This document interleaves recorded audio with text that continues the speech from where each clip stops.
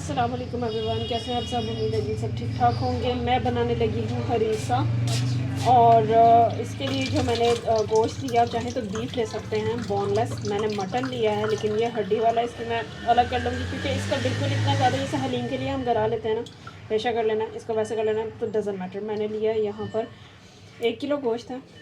यहाँ पर मैंने दालें भिगो कर, जो दूसरी चीज़ें थी, मूंग की दाल है छिलके वाली, 1 कप वो लिया था, 1 कप चावल थे और 1 कप ही मैंने दलिया लिया था। आप दलिया की जगह गंदम भी इस्तेमाल कर सकते हैं। मुझे गंदम नहीं मिली थी तो मैंने गंदम का दलिया 1 कप इस्तेमाल किया है। मैंने ये सुबह से भिगोई नहीं है।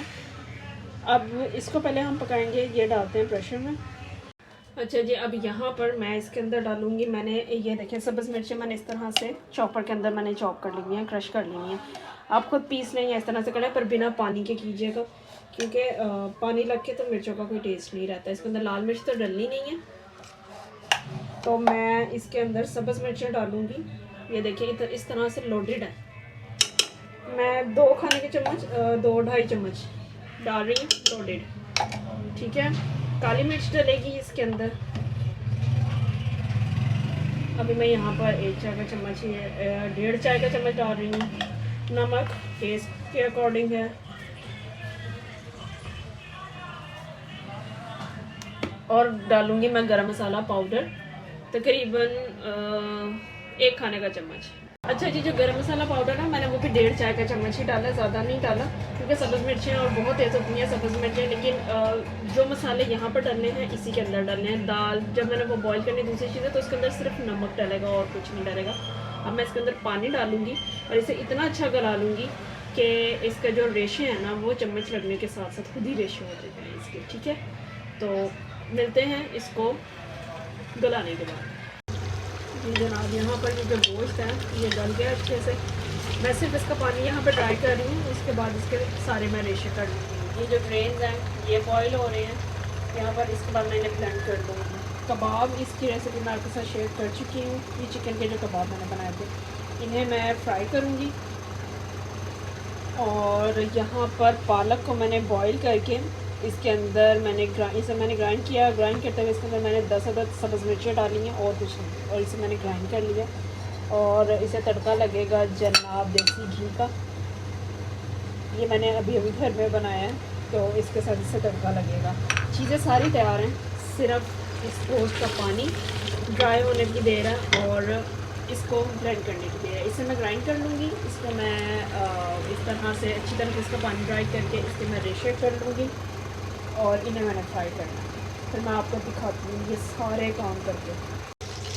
ये देखिए मैंने दालें जो हैं ग्राइंड करके, दाल चावल दलिया या आप गंदम इस्तेमाल कर रहे हैं, उसे मैंने अच्छे से ग्राइंड करके, जो गोश्त मैंने किया था रेशा रेशा पानी खुश करके मैंने उसी के अंदर मिक्स कर दिया है। यहाँ पर मैंने कबाब फ्राई करने शुरू कर दिए।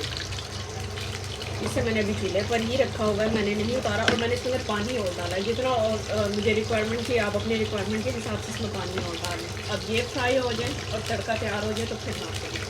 ये देखें जनाब, यहाँ पे मैंने पालक डाल दिया पैन में और जितना मैंने देसी घी बनाया था वो 1 प्याली था पूरा, 1 कटोरी 1 प्याली हो था मेरे पास देसी घी, वो मैंने सारा इसके अंदर डाल दिया।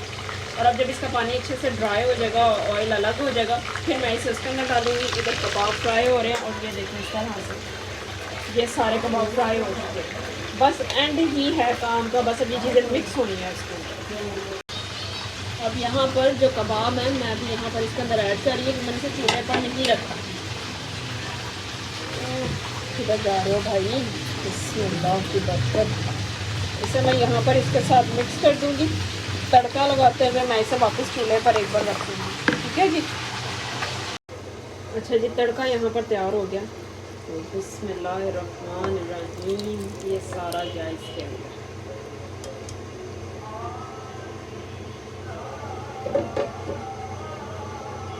इसे अच्छे से यहाँ पर इसके साथ मिक्स कर लेते हैं ताकि पालक भी इसके अंदर अच्छे से मिक्स हो जाए।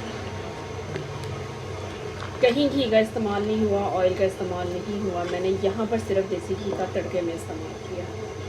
आप चाहें तो गोश्त भून कर डाल सकते हैं, जैसे पहले मसाला भुना गोश्त, वो आपकी अपनी चॉइस है, लेकिन इस तरह से ही बनता है। आप ट्राई करके देखिए। मज़ेदार बनेगा। ये लीजिए जनाब, हरीसा बनकर तैयार है। आप भी ये रेसिपी को ज़रूर ट्राई कीजिएगा। फीडबैक का इंतज़ार रहेगा, बताइएगा कैसा लगा। फिर मिलेंगे इंशाल्लाह, तब तक के लिए अल्लाह हाफ़िज़।